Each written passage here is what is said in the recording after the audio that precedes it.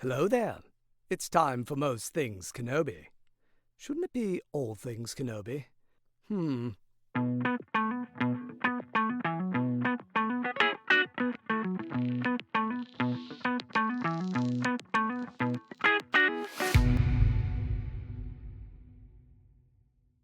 Hi, everyone. Welcome to another episode and another season of Most Things Kenobi, a podcast about Obi-Wan Kenobi and all things Star Wars. I'm your host, Lauren. And I'm your host, Leanne. And we're back, baby! We're back! We're back in the saddle again. That was a ride, wasn't it? Yeah. I like that season 1 is like 158 episodes long or something like that.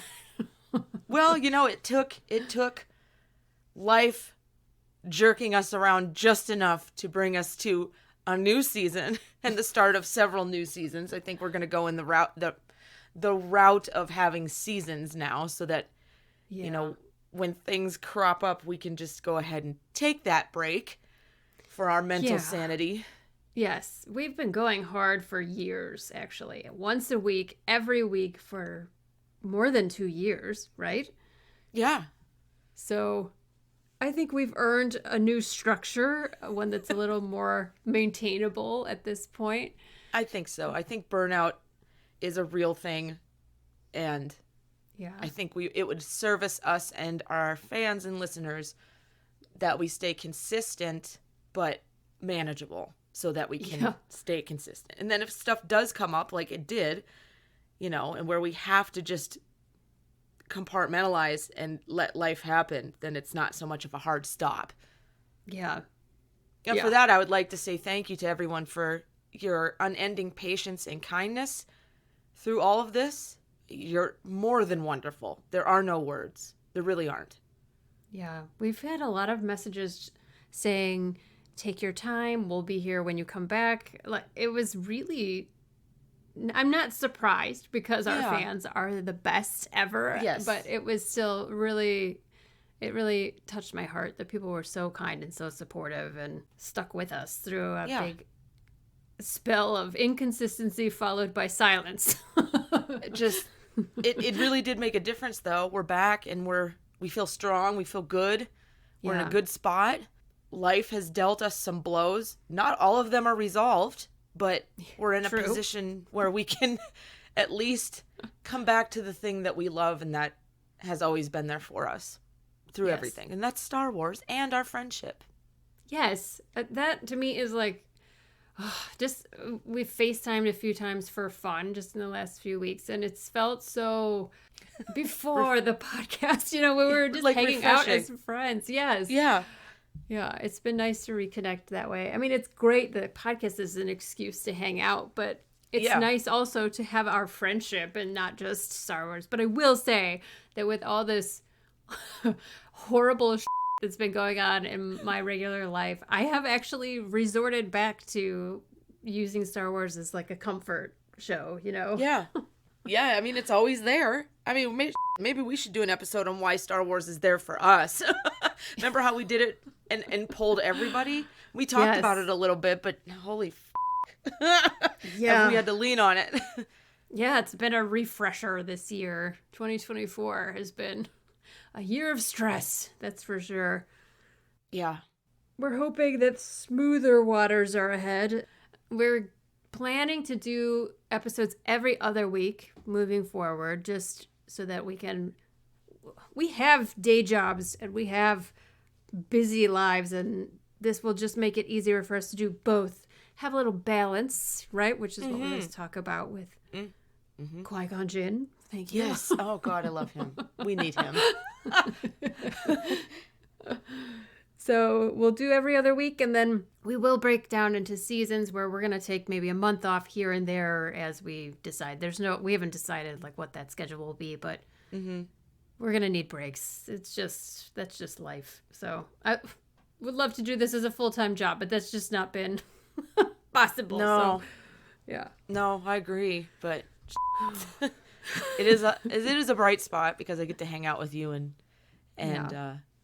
kind of hang out with everyone by proxy through through this podcast. So, and it always makes me laugh. Like, we always have good truly. time. So, and then when we edit it, we re-laugh over the shit we already laughed at. Or stuff I totally forgot we even did. That's always a gem when I'm editing and I find something that I forgot we said, and I'll laugh really hard. So, to start things off, we're gonna revisit that last topic we mentioned in our last episode, whatever that was. I don't even remember what that one was. I think we wrapped up the Acolyte. And then is that? Yeah, that sounds right. As that season ended, so did ours. Although not everyone died in this cast. Correct. Okay, we're still here, so. We just hibernated for a couple of weeks. And... We powered down and then, took a rest, defragged our CPUs, and then powered back up. Was that the nerdiest thing I've ever said? Probably not, but pretty close. I don't know. I mean, it depends on what we call nerdy. I mean, it's true. It's very true. We're people who write fan fiction, and I think that is one of the ultimate levels of nerdy. At least, like, when people are making fun of fandom, they always refer to people who write fan fiction. It's like, hey, like, we could be cool too, maybe. Listen, there are people out there writing better stories than have been written professionally and made money off of. Like, yes, let's get real here. Yes, there have been fanfics that I couldn't put down, and multiple books that I easily put down because they sucked.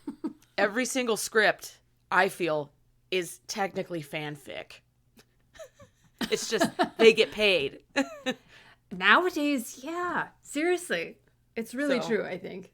There's been several things that have come out in Star Wars recently that felt more like fan fiction than traditional Star Wars. But I'm okay with traditional Star Wars not being the end-all, be-all of Star Wars. So very true. There's wiggle room in there.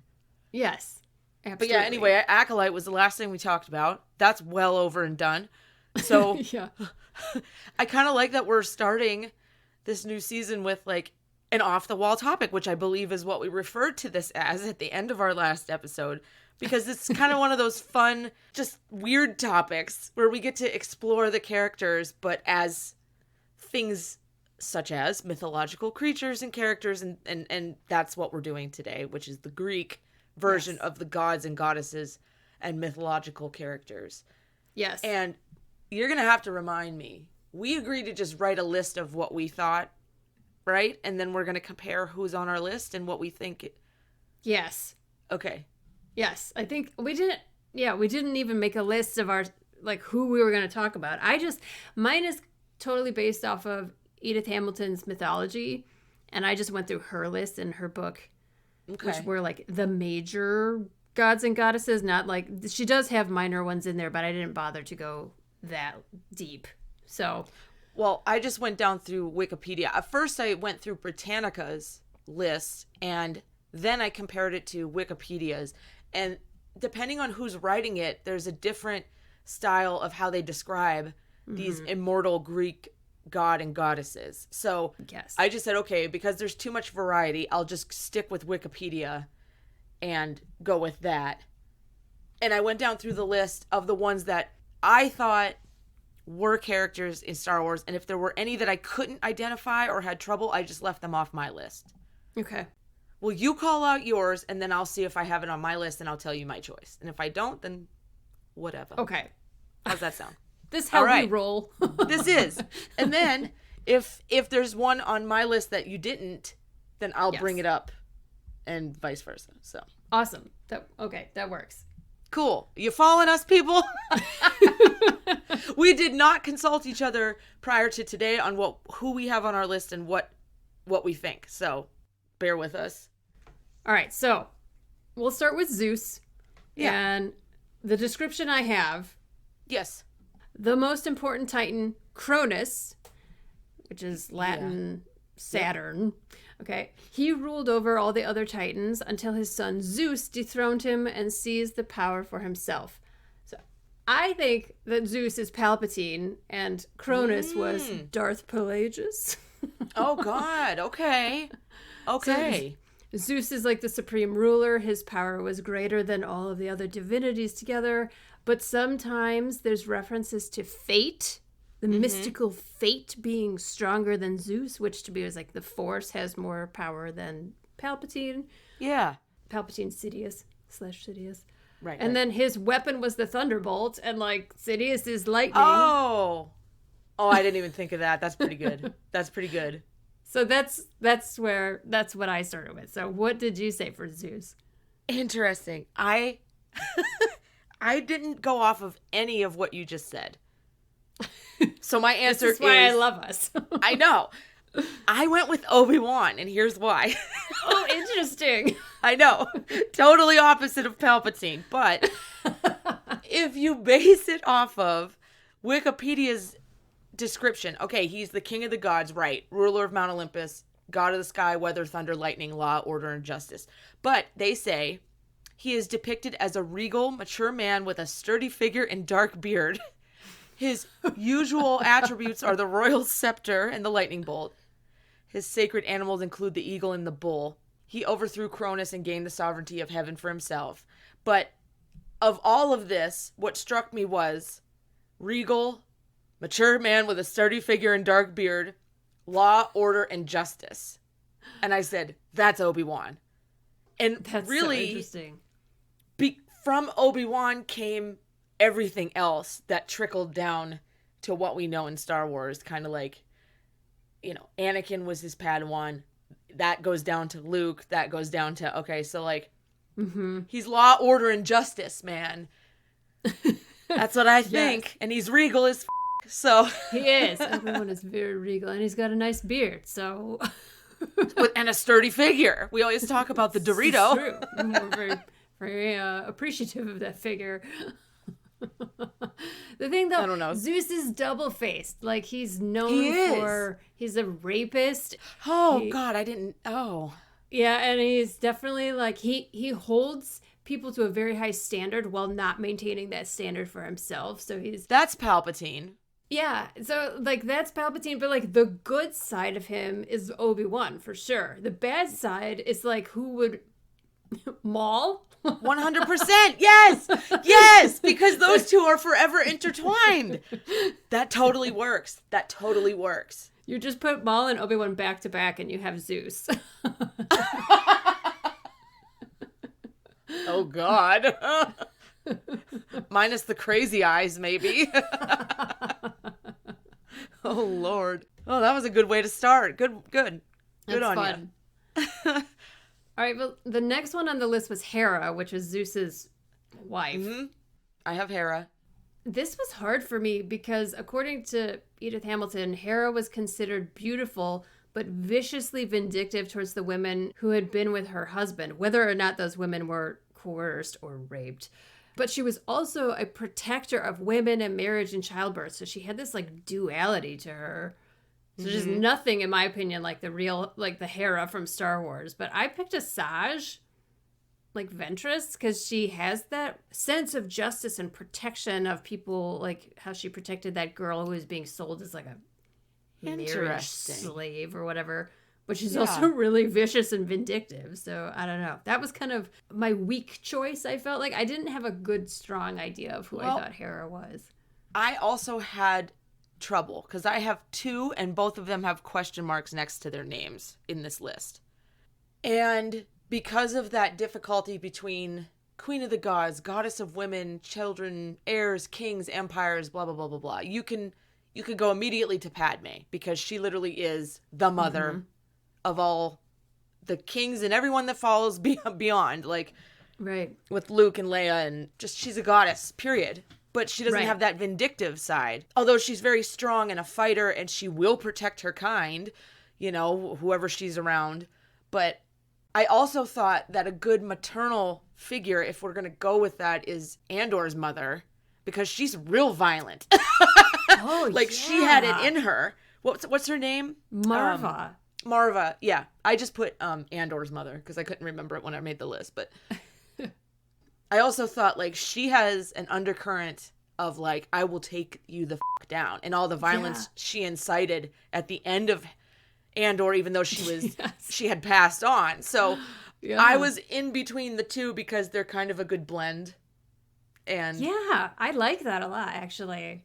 I mean, I don't know that she's jealous or vengeful like this description says. I don't think that at all. But I think she is a little vengeful for her husband. She wants to avenge her people. Like, it doesn't have to be like vengefulness is talked about in a negative light here, but I think it could be a positive light for if you take into consider Marva. She was sick of having the Empire's boot on her neck, and yeah, for sure. Yeah, that's awesome. I didn't even think of her as an option for that, but I think that's a really good choice. Well, some of these are they're a little loosey-goosey because a lot of these gods and goddesses are extremely volatile in nature. Yeah, I just think that's a sign of the time, right? The whole part of being a deity, right, is that you have like all this phenomenal cosmic power, as the genie says in Aladdin. But like, like that can have like a bit of a two-face to it then, because they can have whatever they want and they can get selfish, but then they can also use their power to do good. So yes, these are not hard and fast. Yeah, they're not like 100%, and that I do think Star Wars does that with Greek mythology. They pull a lot of the ideas and like the core is in Greek mythology, but then the way they handle it is sometimes way less horrific. I'm talking about like the original trilogy. Nowadays it's a whole other thing, but right. Yeah. All right, so who's next? Who do you have? Next is Hades. I do have Hades. The description I read said he had a far-famed cap or helmet, which made whoever wore it invisible. It was rare that he left his dark realm, nor was he urged to do so. He was not a welcome visitor. He was unpitying, inexorable, but just, a terrible but not evil god. So I picked Vader for that. I have Palpatine, Sidious. Interesting. Yeah. So basically kind of the same. Yeah. I mean, Vader to me was, we knew he was terrible and he was always talked about as evil, but Luke saw that he was not, like that he was redeemable. Right. And he was not pitying of anyone until Luke, basically. Right. I mean, when he's down in the lightning and all that, like he made a choice there, like, this isn't going to fly. When I read he was not a welcome visitor, I just kept thinking of Lando. How he's just like, this deal keeps getting worse all the time. That's pretty good. Yeah. Because he's not, like, Hades was not evil, but if he showed up at your party, you'd be like, he's definitely got a bad vibe. This guy's bringing the mood down. Yeah. And he wasn't like the Grim Reaper, but he was the god of the underworld, you know? So it was just like not pleasant company. No, nobody wants to. And he had a 3-headed dog that hung out with him, which I thought of as Tarkin, Vader, and that other guy that that ends up taking the place of that one. He dies. We read Gosh, who was it? You know, the short story. It was a point of view from. You know that guy. Anyway. Piet? Admiral Piet? Yes. So those are his guy? That's Palpatine, Sidious's 3-headed dog. Oh my god, I love that. So I went a level above. But just because he's the king of the dead, I was like, well, everyone's dead whenever they come in contact with Sidious. He's the god of wealth, which I thought, I thought back to our 7 deadly sins and the greed aspect that goes along with wealth. And I thought that was Sidious just because he, not necessarily like silver and gold, but like planets and communities upon communities of just pillaging. Yeah. I mean, wealth is defined by the person a lot of times, and his idea of wealth was power, and not money was part of it, but that wasn't his ultimate goal. Was it money? It was power over all of these systems. Yeah. The ultimate wealth, if you ask a bad guy, you know. Yeah, exactly. Can never have too much. Oh, that's interesting. And the idea of his famous helmet that makes him invisible, it's like Sidious's cloak that he pulls up over his head, and then all of a sudden no one can tell who his identity is. You know? Well, I immediately thought of the invisibility cloak of yes, of Harry Potter. Yes. Yeah. Which I love. I wish I had one. I do too. Imagine the things you could do with your life. I would solve so many issues. Or maybe not. Maybe not. Let's not go there. All right, so the next one I have is Athena. Oh, yes. I have two choices for this one. First of all, Athena is what I would name my daughter if I ever had a daughter. She's my favorite Greek goddess, and I love owls because of her. And this all stemmed from like a grade school project. So same here, because we're space twins. Yes, of course. I thought it was your favorite too. So yeah. So who do you have? And what was the definition from your the author's point of view? So she said she was the daughter of Zeus alone. She had no mother. She sprang forth from Zeus's head, fully grown and in full armor.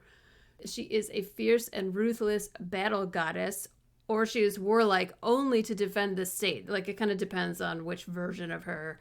Sometimes she's just like ready to f things up, and other times it's only to like protect the civilized life. She was Zeus's favorite child. He trusted her to carry his awful aegis, his shield, the buckler, and his devastating weapon, the thunderbolt. And I picked Rey for this. Ooh, that's a good choice. I would not have expected that. Yeah, I was kind of like, oh, yeah, when I thought of it, because she is an orphan, but her father was a clone, I believe, right? Yeah. The idea of her not having a mother, which I know she did have a birth mother, but that kind of ties together that she's like kind of a clone, of Palpatine. Yeah. And she's able to be fierce as but she usually only wants to use that power for good. She doesn't just run around full of rage. She kind of like learned about her dark side and tried to control it. And like she gets past the lightsaber, and then the knowledge and all this stuff is very much to me like Athena. But yeah, what did you have? I had Ahsoka. And ooh, that's a good one too. For all the things that you described and what Wikipedia has, which is a huge list of attributes. She's the goddess of reason, wisdom, intelligence, skill, peace, warfare, battle strategy, and handicrafts. Okay. To me, I always love that handicrafts gets thrown in there at the end for her. Right. Yeah. But crafting. That totally screams Ahsoka. It's kind of like she's armed with this passed down shield and spear, right? Which I think is kind of like the knowledge that she was passed on from Anakin in a more symbolic sense. Mm-hmm. She carries a heavy load because she is the Padawan of Anakin Skywalker, and to a lesser extent, but still there, Obi-Wan. Mm-hmm. Poets describe her as having especially bright, keen eyes, which, I mean, anyone who knows Ahsoka knows about her eyes, right? Beautiful. And she's commonly shown being accompanied by her sacred animal, the owl, which I thought was a very close second to her little, the sister, the daughters. The Morai thing? Yeah, the Morai, yeah. Mm-hmm. Totally. Yes. I didn't even think of that. That's awesome. And there's a lot of art of her with like her staff with the Morai on top of it. It was very much the Athena with the owl. Yeah. I just think it screams Ahsoka. But also Rey. After you said that, I'm like, oh my God, how didn't I see that? But, and she can be ruthless. And she's a battler. She has great strategy. She's all of it. So, yeah. Well, and Ahsoka has that in season 7 where she's with Rex and she doesn't want to hurt the clones. Mm-hmm. That's such a Athena thing where it's like she could go out there and kill all of them. Yep. She doesn't want to unless it's she doesn't want to perpetrate violence unless it's absolutely necessary. Especially as she gets older, that's more and more how she approaches things. When she was young, she would just like run in, full steam ahead and not think about the consequences. So. Well, true. I mean, that's just part of being Anakin's Padawan. Yes, she learned, and she grew. Did. Oh, that was great. I like that. That was a good one. This is cool. I love how we have totally different answers, but they work. Yeah, they work. Yep. All right, so who's next? The next one I have is Apollo. Okay. And again, like kind of, mine has a question mark next to it because, like, yes and no. So Apollo is the god of light in whom is no darkness at all. So he is the god of truth. He was the god of divine distance who sent a threat from afar, the god who made men aware of their own guilt and purified them, who presided over religious law and the constitutions of cities, who communicated with mortals through prophets and oracles, his knowledge of the future and the wills of his father Zeus. So I picked Luke for this. I also have Luke Do you? for Apollo. Yes, Yeah. I do. The thing that makes me question it is Luke has darkness in him. Yeah, And he true. knows it, like he's aware of it. And maybe that's what makes him so good. I don't know. He's defined by the light, though, because he made his choice, and he chose Right. light in the end. So you could say, Right. And I had to laugh because it said the god of divine distance who sent threats from afar. And that was so like in The Last Jedi when he does that forced projection. oh, yeah. Yeah, I didn't even think of that because that's never on my mind. But you're right. Right. But then the god who made men aware of their own guilt and purified them is totally Luke and Vader. True.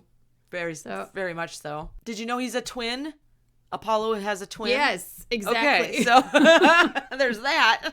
And I didn't realize it until I picked Leia for his twin. And then I was like, oh, they're okay. twins. Well, Look there you at go. that. Works out perfect, doesn't it? I don't. Yeah. Oh, yeah. Okay. Yeah. So Wikipedia's description, again with the list of traits, is the god of music, art, knowledge, healing, plague, prophecy, poetry, manly beauty, and archery. Apollo is depicted as a young, beardless, handsome, and athletic man. Yeah. I had He that can too. be cruel and destructive, and his love affairs are rarely happy. Oh, man. This just seems like Luke to me, or Yeah. Obi-Wan in that respect, but Yeah, honestly, both of them. It's just like, because even if you like Legends, Luke with Mara Jade, like it just is, it doesn't end well. yeah. Not a So- lot of anything for Luke ends that great. So, It's just so. I like to live in a bubble where I pretend like he was just happy. I know, but it's Star Wars, and we know that's not true. I know it's all. It can bullshit. never be true. Anyway, I thought that was very, very Luke to me. Yeah, definitely. The beautiful, like beardless boys, no lies detected. Nope. Zero lies detected. Okay, so his twin is Artemis, Yes. and she was the lady of wild things, the huntsman in chief to the gods, an odd office for a woman, so said this book. Uh-huh. She was the protectress of dewy youth, and on the other hand, she could be fierce and revengeful, and that's why I picked Leia, because I thought she had, first of all, the lady of wild things, like, Right. she's this young lady who is in the head of the rebellion. you know? Right. Like, And she's dating Han Solo, the king of the Exact- wild thing. exactly. The fact that they were twins, I was just like, oh, well, that's perfect. it kind of works strangely well. The Apollo and Artemis twinage here, that I do wonder if there's some symbology there in Star Wars, you know. Yeah. Famous twins throughout history, Apollo and Artemis are kind of in there, so, you know. Wouldn't that be a fun episode to do famous It would twins? be. It would be, actually, yeah. I also had another option. I had Leia, of course, but I also had Omega, because she's also the twin sister of what's his name? My brain is dead. Oh, Boba? Boba. Okay. Yeah. So, interesting. she loves her bow and arrow. She's an archery You're fanatic. right. She's the goddess of hunt and wilderness, moon and young girls, and equipped with a silver hunting bow and quiver of arrows. You will always see any art of Artemis has her with her bow and arrows, always, Yeah. pretty much. So I was like, oh, little Omega. It could be Omega too. It really could be. So- That's a great choice, because Artemis is also the maiden, you know, she's like youthful and Well, I mean, so is Leia. Leia is always shown as, I mean, everyone's Yeah. iconic Leia is in that white dress, which they say she's dressed in a light chiton. How do you pronounce that? She's dressed in a dress that's light in color. So there. Yeah. Oh, that's a good choice. Next, I have Aphrodite. Oh my God. Okay. This was a hard one for me, but as soon as it came to me, I said, okay, this is my choice. So I'm very curious to hear who you have. Yeah, so it sounds a little cliche, and I almost hate to put her in this position, but Aphrodite is Aphrodite different than Venus? Roman counterpart is Venus. Oh, it is the Roman counterpart? Okay. Yeah. All right, yeah. That's what I thought. So she's the goddess of love and beauty who beguiled all, gods and men alike. Without her, there is no joy nor loveliness anywhere. In later poems, she is usually shown as treacherous and malicious, exerting a deadly and destructive power over man. So I picked Padme. Okay. Because I she's get it. beautiful and lovely, and Yep. Anakin is so smitten with her, and ultimately Anakin's downfall is because of her. I hate to say because of her, but to simplify it. It was the fate.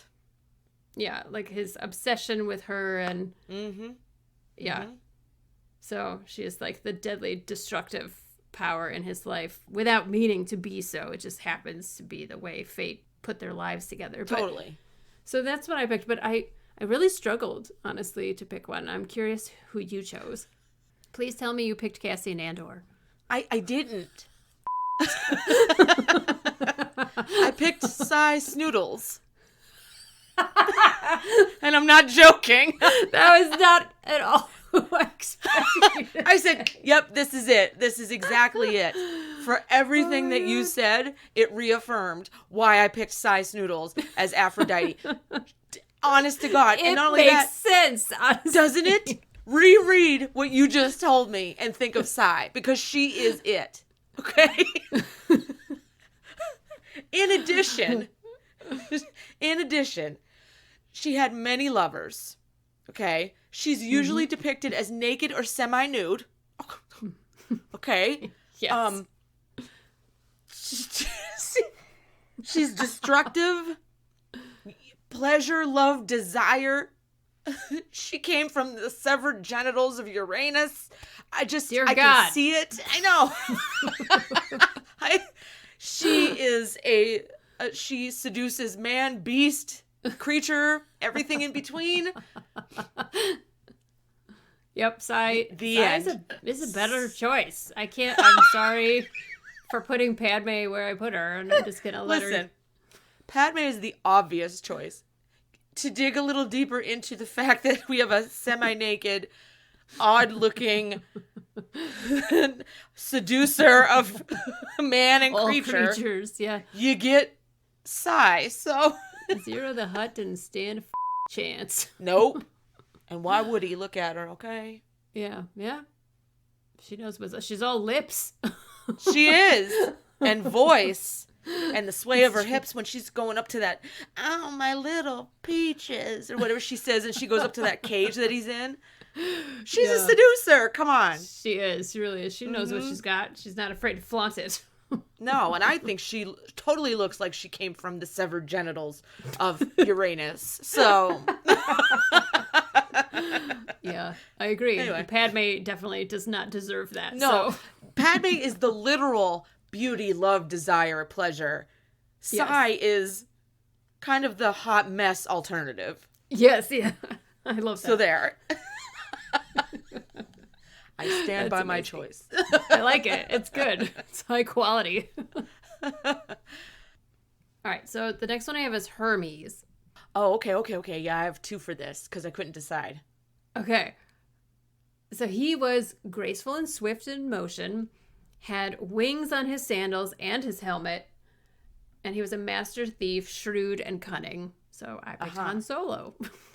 Because he was my second choice. He's the Millennium Falcon, has wings on his sandals, and then he's a shrewd thief. So yes, I thought Han suited it pretty good. But who did you have otherwise?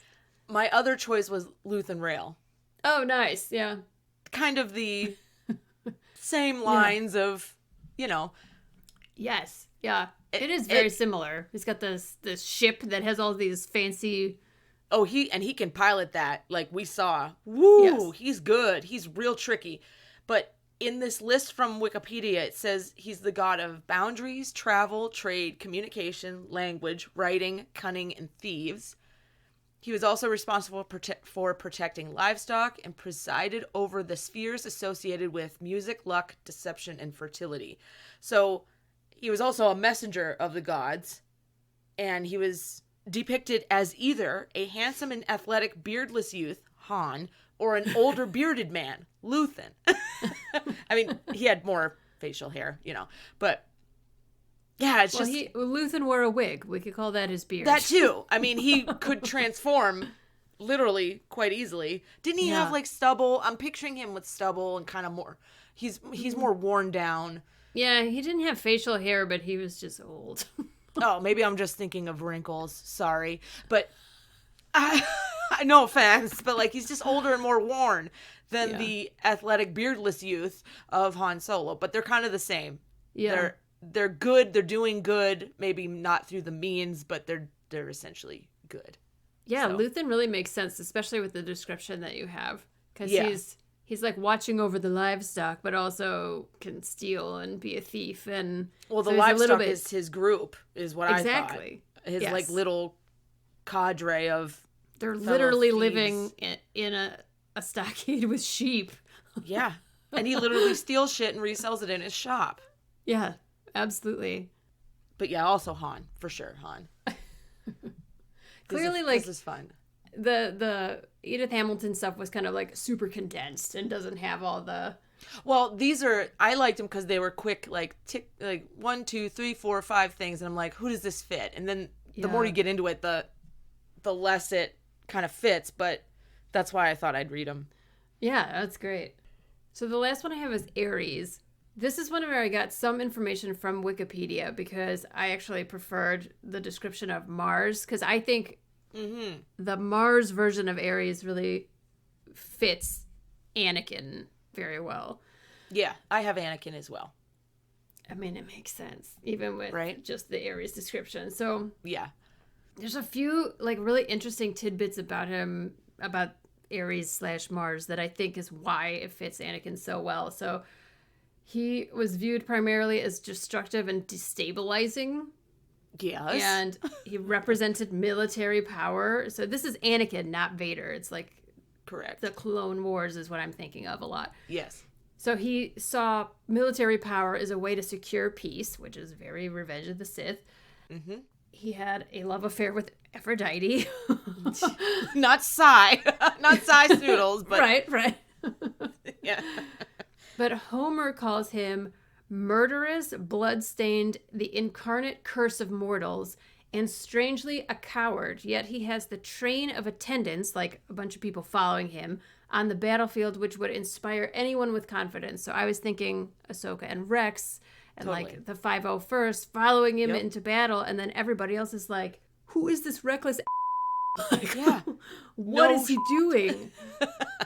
I just think of, is it Yularen, who's like, I had to be placed with Skywalker, Yep. Yeah. So but they all respected him for, in the end, he would win the battle. He got it done. Exactly. He got it done every time. Totally Aries. This is all Aries. I couldn't think of anyone else. He's also the most unpopular god on Earth. Well, it's like, when you need him, you need him. But again, he's like kind of a yeah, it's like, we know this is going to be messy because it's Skywalker, so... Yeah, exactly. Well. Yeah, and I mean, anytime I think of anything that has to do with Mars, I think of red and angry and, not necessarily Mustafar, but I think like burnt, desolate, and that's essentially what Anakin becomes, is like an empty wasteland of where there once something flourished, it's done. Yes. So the fact that he ends up being this kind of symbol of that kind of fits in with the Roman counterpart, which is Mars, to Aries.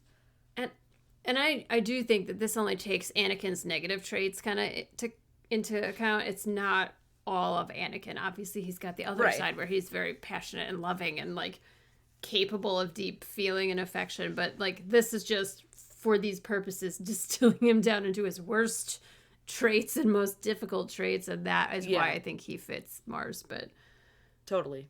Well, one more point. He generally represents the chaos of war in contrast to Athena, the goddess of military strategy and skill, and that's him and Ahsoka. So he is literally the 100%. contrast to Ahsoka, aka Athena in this instance. So I had to throw that in there as well.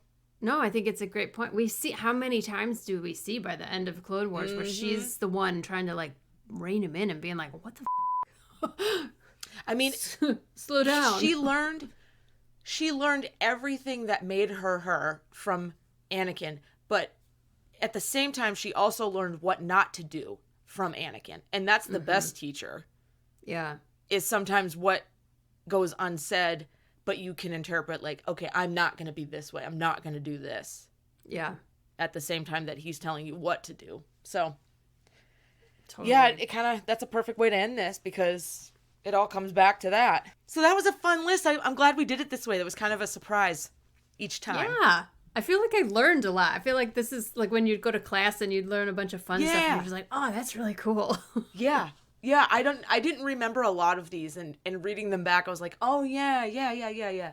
Forgot how twisted that one was, or how awful this one was, you know? So it was nice to go back and do this. Hopefully it was enjoyable for everybody. It's just fun. It's a fun way to start a new season, really.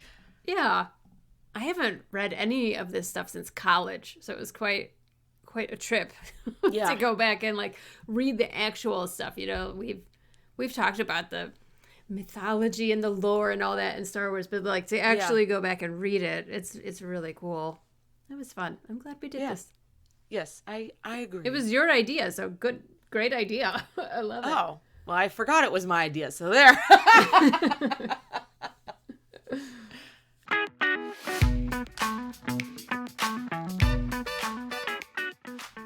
So our question for you this week is, we're curious, which of the Greek gods and or goddesses is your favorite?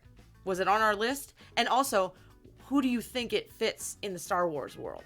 Did we nail it? Or did could you think of any others?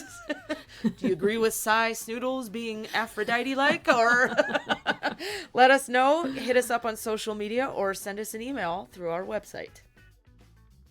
And in our next episode, we are going to do some predictions for Andor Season 2. There was a little trailer, a little sneak peek that came out at D23 this year, and it got my brain going. Both Tony Gilroy and Diego Luna saying it'll change the way you see Rogue One, which scares the living daylights out of me, but is very scary, possibly. Yes. So I want to talk about some of the ideas that I had come into my mind, and we can discuss predictions and what we're afraid of happening. Yes. It's not, I don't think it's coming out until 2025, but I still don't think it's too early to talk about it because I love it. It's only a few months away. You're right, actually. Holy I mean, the start of 2025 anyway. Yeah, Not necessarily Andor, but still. we're close to the end of the year, which is insane. Plus, it gives us an excuse to talk about Andor, which, I mean, like, let's take it. Yeah, I'll take any excuse. Yes. We know. I know, it's no secret to anybody. No, we love you. So join us back for our next episode, and we'll talk about that. And thanks so much for sticking it out and waiting for us to come back. We appreciate you all so very much. And thank you so much for joining us here all the time, every time we drop an episode on the Most Things Kenobi podcast. We appreciate every single one of our patrons and listeners of all kinds. And we're grateful for your support. If you would like to support the podcast and become a patron, head over to the Most Things Kenobi Patreon. And as always, you can follow us on Tumblr, Twitter, Instagram, YouTube, and Threads. And don't forget to subscribe on your favorite podcast player. If you enjoy our podcast, feel free to rate us on Spotify and Apple. And if you need one place to find all of these things, head over to mostthingskenobi.com. So until next time, my space twin, may the force be with you. Always.